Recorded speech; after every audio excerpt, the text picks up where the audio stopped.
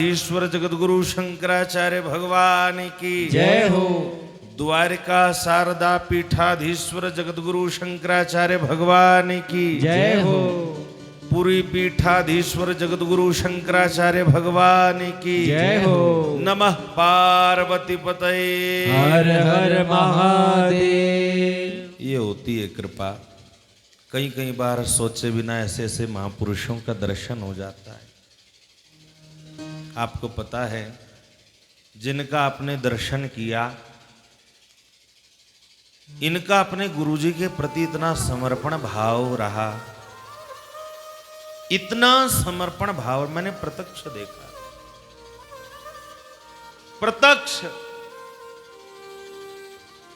अरे जो कोई जीवन में त्याग करता है वही तो आगे बढ़ता है। बिना त्याग किए कोई आगे बढ़ा है क्या?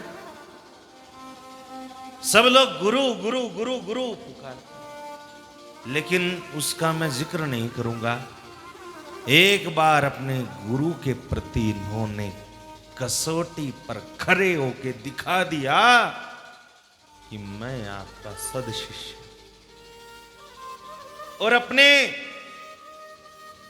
जो वर्तमान, क्योंकि गुरु जो आचार्य शंकराचार्य की परंपरा है, उसमें आधे घंटे के लिए भी गद्दी को खाली नहीं छोड़ा जाता। शंकराचार्य जी के तुरंत ब्रह्मलीन होते हुए ही जैसे राजा के न रहने पर महामंत्री का उत्तरदायित्व हो जाता था, जगतगुरु शंकराचार्य के शरीर के सामने ही स्वामी सुबुद्धानंद सरस्वती जी महाराज ने, सुबुद्धानंद ब्रह्मचारी जी महाराज ने दोनों का हाथ पकड़ के द्वारिका शारदा पीठाधीश्वर पूज्यपाद स्वामी जगतगुरु शंकराचार्य सदानंद जी महाराज को घोषित कर दिया।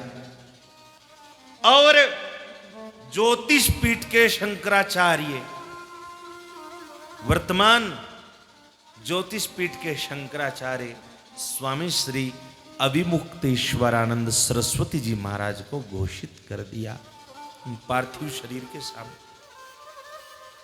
और उनके ये बिल्कुल प्रिय से प्रिय शिष्य हैं, इसलिए इनको इस आचार्य पीठ का महंत बनाया। आए, मुझे बहुत अच्छा लगा, क्योंकि एक बार इनका मिलना मेरा कुंभ में हुआ था। 5 मिनट, उस समय तो बहुत इनकी छोटी उम्र थी, बहुत छोटी, अभी भी छोटी उम्र, मेरे से बहुत छोटे। इनके पूर्वाश्रम का नाम भी हमें पता है, हम सब रहते थे जगतगुरु शंकराचार्य जी की आश्रम में बड़ी चर्चा चलती थी। मैंने शुरू के दिन ही इनसे निवेदन किया था कि आप कथा में जरूर पधारना, क्योंकि जिस कथा में संत आता है उस कथा में स्वयं साक्षात नारायण चले आते हैं। मेरी प्रार्थना को स्वीकार करते। हालांकि पूज्यपाद का श्रद्धांजलि महोत्सव चल रहा है, कहीं आना जाना मना है, लेकिन फिर भी आज जोशी मठ से आते ही जैसे मैं मिलने पहुंचा तो स्वयं इन्होंने कहा मेरे से कि आपकी कथा का टाइम क्या? मैंने कहा 3 बजे से शुरू होती है, कि 3 बजे श्रद्धांजलि महोत्सव बद्री नारायण मंदिर में है, और उसको ठीक संपन्न करके मैं जरूर आऊँगा। मुझे बहुत अच्छा लगा। भगवान के चरणों में प्रणाम। अब मैं कथा में प्रवेश करता हूँ। भगवान सुखदेव कहते हैं, परीक्षित, भगवान किसी को मारते नहीं हैं, भगवान सबको अरे बोलो ना भाई, आज ढीला मत बोलना, आज तो मेरे ठाकुर जी का जन्मोत्सव है, चिंता मत करो। आज तो मेरे प्रभु प्रकट होने वाले, आज तो कथा में और आनंद ही आनंद है, लेकिन ध्यान से कथा सुनना। प्रेम से बोलो राधे राधे। मिलके बोलो राधे राधे। एक बार और बोलो राधे राधे। तो कथा में प्रेमी कहां कहां से पहुंचते हैं। ये जो महाराज बैठे हैं, ये हिमाचल में इन्होंने मेरी कथा 8-10 साल पहले सुनी थी, और उसके बाद फिर ये मेरे से कई जगहों पर मिले। अब तो वृंदावन में रह रहे, ये भी कथा वहाँ पर पढ़ रहे हैं, कथा की तैयारी कर रहे हैं। पता लगा हम बद्रीनाथ आए हुए हैं तो मिलने के लिए आए। बहुत अच्छा लगा, बहुत अच्छा लगा। चलो, श्री वृंदावन बिहारी लाल लाल की जय। भगवान की बुआ का लड़का था कृष्ण की, उसका नाम था शिशुपाल। जब पैदा हुआ 4 हाथ थे। आकाशवाणी हुई, जिसकी गोद में जाने से तेरे 2 हाथ गायब हो जाएंगे, बस वही तुझे खत्म करेगा। तो जब वो शिशुपाल पैदा हुआ, सब उसको मिलने के लिए आए। वो क्या बोलते हैं जो बच्चे के होने पर ननिहाल से आते, क्या बोलते हैं जी? हैं? हाँ, केवका। तो कृष्ण के यहां से गया शिशुपाल का केवका। केवके में कन्हैया भी गए। जब कृष्ण ने उस शिशुपाल को गोद में लिया तो या तो थे 4 हाथ, 2 हाथ गायब हो गए। तो कृष्ण की बुआ ने कहा, क्यों कृष्ण, तू मेरे बेटे को मारेगा? बोले, मां बुआ, मैं इसकी 100 गलती माफ करूंगा, अगर इसने एक भी ऊपर की तब मैं इसको खत्म कर दूंगा। ध्यान देना, ये कथा इस संदर्भ में चल रही। परीक्षित ने पूछा, भगवान दैत्यों को मारते क्यों है, पक्षपात क्यों करते? बोले, मारते नहीं है, तारते हैं। तो शिशुपाल को जब पता लगा बड़ा होके, मां मैंने सुना है जब मेरे 4 हाथ थे मैं पैदा हुआ, मेरे 2 हाथ कहां चले गए? तब उसकी मां ने सारी खबर बताई।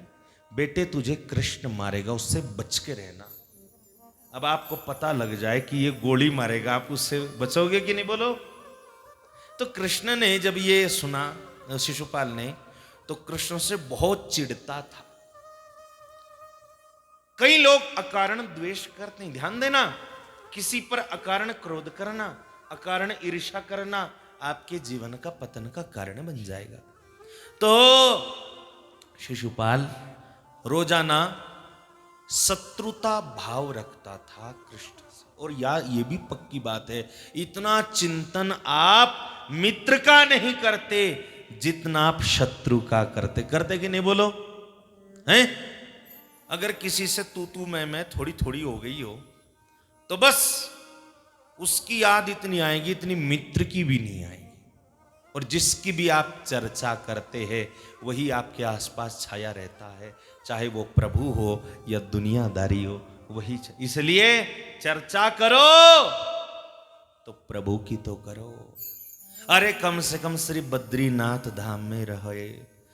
अभी महाराज जी ने क्या कहा, यह आपका सौभाग्य है, लेकिन इस बात को व्यक्ति समझता अबोध है, अबोध है। लेकिन आचार्य पीठ का कर्तव्य है उसको ये बोध कराए। गुरु जगाए बहुत पर तू सोता रहा, गुरु जगाए बहुत पर तू सोता रहा, गुरु जगाए बहुत पर तू सोता रहा, गुरु जगाए बहुत पर तू सोता रहा। शिशुपाल पानी पी पी के गालियां देता था रोजाना। और एक बार पांडवों ने यज्ञ किया। हमेशा यह ध्यान रखना, आप पुण्य कर्म करोगे तो पुण्य से यश फैलता है चारों ओर। आहा, आज श्रीमद् भागवत ज्ञान यज्ञ श्री बद्रीनाथ धाम में हो रहा है। इसकी चर्चा बहुत दूर दूर हो है। क्यों? बोलो।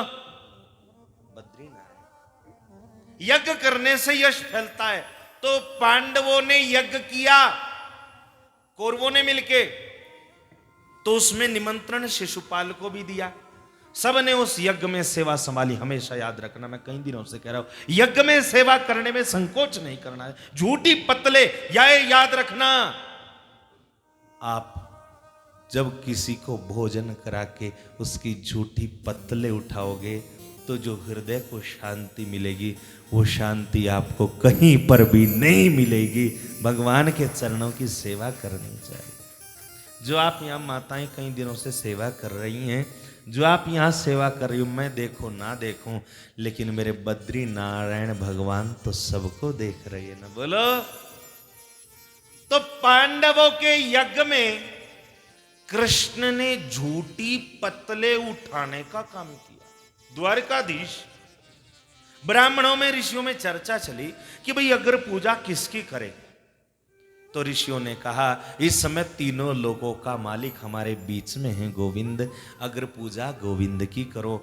ध्यान देना, जहां बड़े बैठे हो वहां मूर्खों को बोलना। शिशुपाल कहने लगे, अरे ये पूजा का अधिकारी है, इन ऋषियों की बुद्धि खराब हो गई है, इन्होंने द्वारकाधीश को भगवान बना के रख दिया। अरे जंगलों में रहने वाला झोपड़पट्टी में गालियां देने लग गया। हमेशा याद रखना, आज भी लोग भगवान को गालियां देते हैं कि नहीं? देवताओं को भी देते, अरे माँ बाप को देते हैं, भगवान को तो छोड़ दो। भगवान को कोई गाली दे, भगवान का कुछ बिगड़ने वाला नहीं है। आप उस व्यक्ति के पुण्य खत्म हो जाते, खत्म हो जाते। जाको प्रभु दारुण दुख दे, ताकि मति पहले हर ले। शिशुपाल गालियां देने लग गया। अर्जुन ने मारने के लिए धनुष उठाया। कृष्ण ने कहा ना ना ना ना, इस बात का तो मैं बहुत दिनों से प्रतीक्षा करता, ध्यान देना। शिशुपाल गालियां देता गया, 99 गाली हो गई। भगवान ने कहा शिशुपाल, अगर तूने एक शब्द भी आगे बोला वो तेरा अंतिम शब्द होगा, एक शब्द और बचा है तेरा। शिशुपाल ने कहा क्या बिगाड़ लेगा तू मेरा? नहीं तो मेरा क्या बिगाड़ लेगा तू मेरा? भगवान ने कहा वो तो देखा जाएगा क्या बिगड़ेगा, लेकिन मैं समझा रहा हूं, लेकिन फिर भी समझाने से समझ में बात नहीं, फिर भी गाली दी। भगवान ने कहा शिशुपाल 100 गाली पूरी हुई, अगर एक भी ऊपर दी वो तेरे जीवन का अंतिम शब्द होगा। लेकिन शिशुपाल फिर भी नहीं माना। जब दी भगवान को गाली, भगवान ने कहा शिशुपाल तूने मुझे विवश कर दिया। और भगवान गोविंद चतुर्भुज विष्णु के रूप में प्रकट हो गए। चक्र सुदर्शन प्रकट हुआ, शिशुपाल का सर धड़ से अलग हो गया, धड़ अलग कर दिया। सब राजा चौंक गए। शिशुपाल के शरीर में से ज्योत निकली। कौन सी ज्योत? आत्मज्योत। और वही प्रभु की परिक्रमा करके प्रभु में समा गई। तो प्रश्न पूछ लिया नारद जी से युधिष्ठिर ने, महाराज ये जो शिशुपाल की आत्मा प्रभु में समा गई, ये तो बहुत तपस्वियों को ये गति मिलती है, तो इसको कैसे मिली? भगवान नारद जी ने कहा भले ही किसी भी भाव से सही, लेकिन शिशुपाल चिंतन तो भगवान का ही करता था, भगवान का चिंतन करता था। इस बात का अलग है कि संबंध उसने शत्रु भाव रख लिया, लेकिन चिंतन तो, और यह भी बात है, इस बात का महत्व नहीं है कि आप कितनी देर भजन करते हैं, कितनी देर चिंतन करते हैं। इस बात का महत्व है आप कितनी तन्मयता से करते हैं। प्रेम से बोलो, मिलके बोलो। इस बात का महत्व नहीं है श्री बद्रीनाथ धाम में कितने लोग आए हैं, इस बात का महत्व है कौन किस भाव से आया है, किस भाव से। और भैया रे, जो जिस भाव से आएगा वो वही लेके जाएगा, वही लेके जाएगा।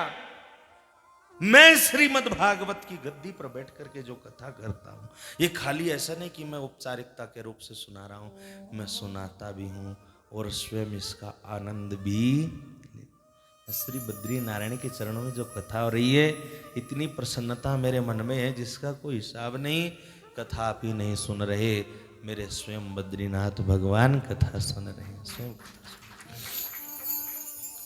और तुमने प्रश्न पूछा कि दैत्यों को भगवान मारते हैं। अरे दैत्यों में तो महान भागवत भक्त हुए हैं। परीक्षित ने पूछा कौन? बोले जब हिरण्याक्ष को मार दिया, हिरण्याक्ष का भाई था हिरण्यकश्यप, क्या नाम था? उसने अपनी मां को और अपने संबंधियों को बड़ा समझाया, मां रो मत मेरे भाई की मौत पर, रोष मेरे अंदर बहुत है। ये विष्णु, ये नारायण, पहले तो ये पक्षपाती नहीं था, लेकिन अब ये देवताओं का पक्षपाती हो गया। इसने मेरे भाई को मार दिया। मां, इसके शव पर हाथ रख के मैं कसम खाता हूं, मैं इतनी शक्ति प्राप्त करूंगा, मैं नारायण को मार के उसकी खोपड़ी में उसी का खून भर के अपने भाई का तर्पण करूंगा। ये भागवत में समझा रहा है हिरण्यकश्यप। मां बड़ी शांत हुई। वाह पुत्र, बदला ले ले अपने भाई की मृत्यु का। इतना तप हासिल कर, विष्णु भी तेरे सामने ठहर ना पाए। याद रखना, दैत्य बहुत बड़े तपस्वी हुए भाई, इतने तपस्वी देवता थोड़े ही थे। तो हिरण्यकश्यप तप करने के लिए गया मंदराचल पर्वत पर, और एक तोता सामने आके बैठ गया, और तोता कहने लग गया नारायण। बोला नारायण। बस हिरण्यकश्यप ने कहा, इस तोते ने मेरा मूड खराब कर दिया है। अरे मैं तपस्या करने के लिए जा रहा था और उसने मेरे विरोधी का नाम मेरे सामने ले दिया। बहुत मूर्ख। तो आज तो मुहूर्त ही खराब हो गया। वापस घर चला आया। धर्मपत्नी ने पूछ लिया, क्यों चले आए? सच बताना, जिससे आपकी थोड़ी सी हो गई हो और आप कहीं सभा में बैठे हो और कहीं उसका जिक्र चल जाए तो आपके चेहरे के भाव बदल जाएंगे कि नहीं? बोलो सही। हिरण्यकश्यप ने अपनी धर्मपत्नी से कहा, कयादू, एक तोते ने मेरा मूड ही खराब कर दिया, पूरा दिन खराब कर दिया था। गया तो था तपस्या के भाव से, लेकिन वो कह रहा था, क्या कह रहा था? बोले नारायण। कयादू के कान खड़े हो गए। क्या कह रहा था? मैं चाय बना के लाती हूं, थोड़ा बताओ क्या कह रहा था? बोलो नारायण नारायण। और कयादू गई रसोई में पानी का गिलास। अच्छा ये बताओ, पानी ठंडा पियोगे, गर्म पियोगे, कैसा पियोगे?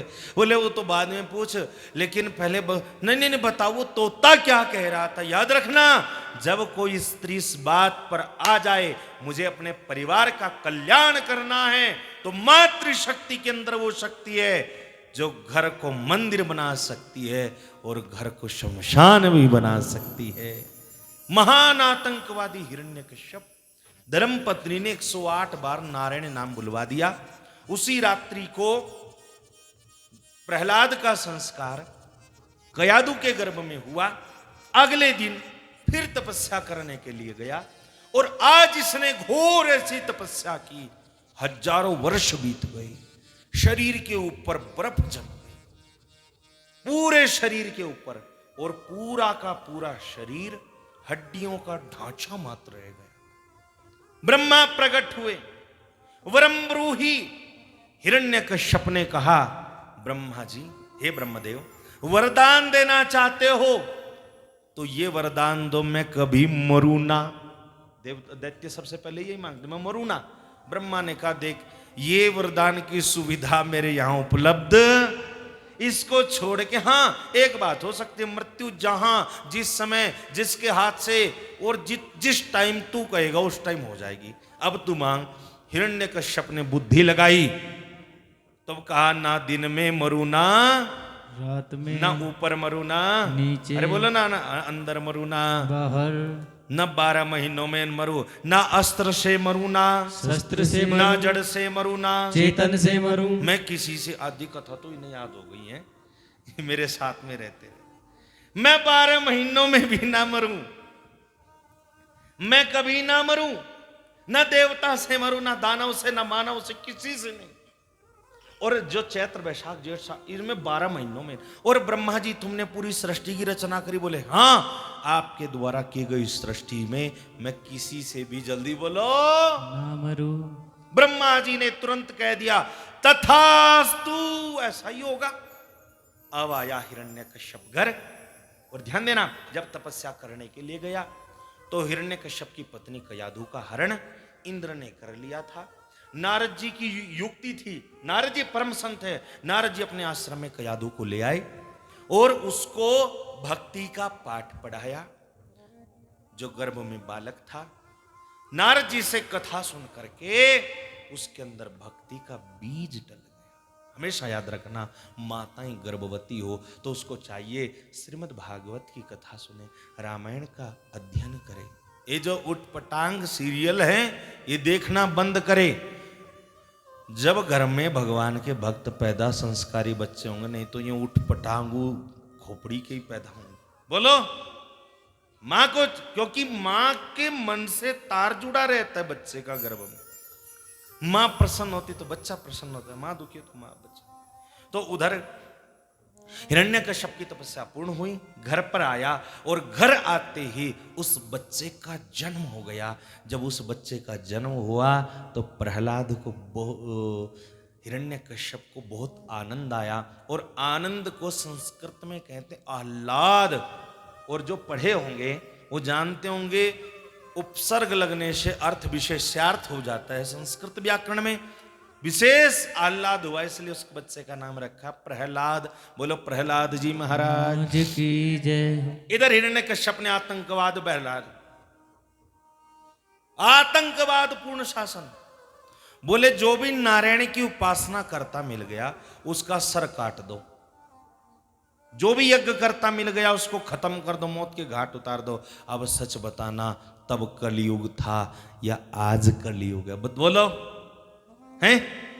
अरे जो भगवान के चरणों से और भगवान की भक्ति से दूर थे उनके लिए तो सतयुग में भी कलयुग था, और जो भगवान के चरणों से जुड़े हुए हैं उनके लिए कलयुग में भी सतयुग है और सतयुग ही रहेगा। बोलो भांग के बिहारी लाल जय हो। उनके लिए सतयुग में भी कलयुग में भी। और ये तो बहाना है, कलयुग है महाराज, कलयुग। तेरा क्या दायित्व है? बोलो। लोगों को कहते हैं कि मिलावट का जहर नहीं खाना चाहिए, और खुद की दुकान पर क्या कर रहा है? बोलो हैं? काली मिर्चों की जगह पपीते के बीज बेच रहा है, बैठा है। बताओ, मिलावट के जहर और लोगों को कह रहा। प्रेम से बोलो राधे। हिरण्यकश्यप तपस्या पूर्ण हुई, चारों ओर आतंकवाद फैला दिया। प्रहलाद धीरे धीरे बड़ा होने लग गया, पाठशाला में भेज दिया। अब पाठशाला में क्या पढ़ाया जाता था? यही का कबूतर खा खरगोश हैं। लेकिन प्रहलाद ये शिक्षा नहीं काम चलती थी, इधर से सुनता इधर से निकाल देता। एक दिन पिता पास में आ गया, पिता ने पूछ लिया, बेटे तूने कौन सी अच्छी बात सीखी? प्रहलाद ने भक्ति का उपदेश कर दिया। श्रवणम कीर्तनम विष्णु स्मरणम पाद सेवनम अर्चनम वंदनम दास्यम सख्यमात्म निवेदनम। ओ उठा के पटक दिया। हमारे दैत्यों के चंदन जैसे वन में बबूल कहां से पैदा हो गया? इसकी बुद्धि किसने खराब कर दी? हे ले जाओ इसको, मार डालो इसको, ये मेरा बेटा नहीं हो सकता, ये कोई विष्णु का गुप्तचर है। मुझे तो ऐसा लगता है कहीं विष्णु तो नहीं मेरे घर में पैदा हो गया। आहा, प्रहलाद को बहुत सारी यातनाएं दी, पहाड़ से नीचे फेंक दिया, लेकिन जाको राखे पूरी दुनिया एक तरफ महाराज और एक हरि का साथ एक तरफ, तुम्हारा कोई बाल भी बांका नहीं कर सकता। लेकिन ये कहने की बात नहीं है, ये दिल में उतारने की बात है। और हिरण्यकश्यप ने प्रहलाद को काल कोठड़ी के अंदर बंद कर दिया, फिर भी बाल बांका ने जहर पिला दिया, सर्पों से डसवाया, कहीं कुछ करवाया, कहीं कुछ करवाया। उसके बाद हाथियों से कुचलवाया, लाल खंबा कर दिया। ले प्रहलाद इसको अपनी कोड़ी में भर चल। प्रहलाद, ध्यान देना, एक बार पाठशाला से आ रहा था तो एक कुम्हारी बैठी रो रही थी। तो प्रहलाद ने पूछ लिया, माँ तू क्यों रो रही है? बोले इसलिए रो रही हूं, मैंने बिल्ली के बच्चे घड़े में बंद कर दिए, और घड़े में थे बिल्ली के बच्चे, और मैंने वो आवे में रख के आग दे दी, धोखे से रखे गए, आवे में आग ज्यादा फैल गई, अब मैं बिल्ली के बच्चे मर गए होंगे, इसलिए मैं बहुत दुखी हो रही हूँ। प्रहलाद ने कहा, माँ जिसकी रक्षा भगवान करता है उसका कोई बाल बांका नहीं कर सकता, लेकिन माँ तू बैठ करके प्रभु का भजन कर, बस चिंता ना कर माँ, चिंता करने से कोई। और हाँ, आवे को तब तक मत खोलना जब तक मैं पाठशाला से दोबारा ना हूं। ध्यान देना। जब ये बात कही तो कुम्हारी ने ऐसा ही किया। प्रहलाद आया, आवा ठंडा हुआ, और जब आवे को खोला तो जिस घड़े में बिल्ली के बच्चे थे वो भी कच्चा और आसपास के भी कच्चे बच्चे सुरक्षित थे। अब प्रहलाद को पक्का विश्वास हो गया था, जिसको प्रभु रखवाला होता है उसका कोई बाल बांका करने वाला, जिसकी रक्षा मेरे बद्रीनारायण भगवान करते हैं उसको जीवन में। और एक बात और बता दूं, आप तो यहां 7 दिन से भगवान का दर्शन कर रहे हैं, 7 दिन तो करेंगे कम से कम। प्रभु की कृपा जिसके ऊपर, दृष्टि जिसके ऊपर पड़ गई, ध्यान देना, इस कथा से जाकर के उसका भाग्य ही बदल जाएगा। वह सितारे की तरह समझ जाए, किसी चीज की कमी नहीं रहेगी, बिना मांगे सब कुछ मिल जाएगा। आपके पितर भी सब तृप्त हो जाएंगे, पितर दो सब खत्म, बद्रीनाथ की कृपा से। तो नारायण के चरणों में प्रहलाद का मन ऐसा लगा, पिता विरोधी हो गया, शत्रु बन बैठा। लेकिन प्रहलाद ने कहा ना ना ना ना, कोई दिक्कत नहीं है, मेरे तो प्रभु रखवाले हैं। लगन तुमसे लगा बैठे, एक बड़ा प्यारा भजन है, सुनाऊं सुनाऊं? ऐसे नहीं। हे बद्रीनाथ भगवान,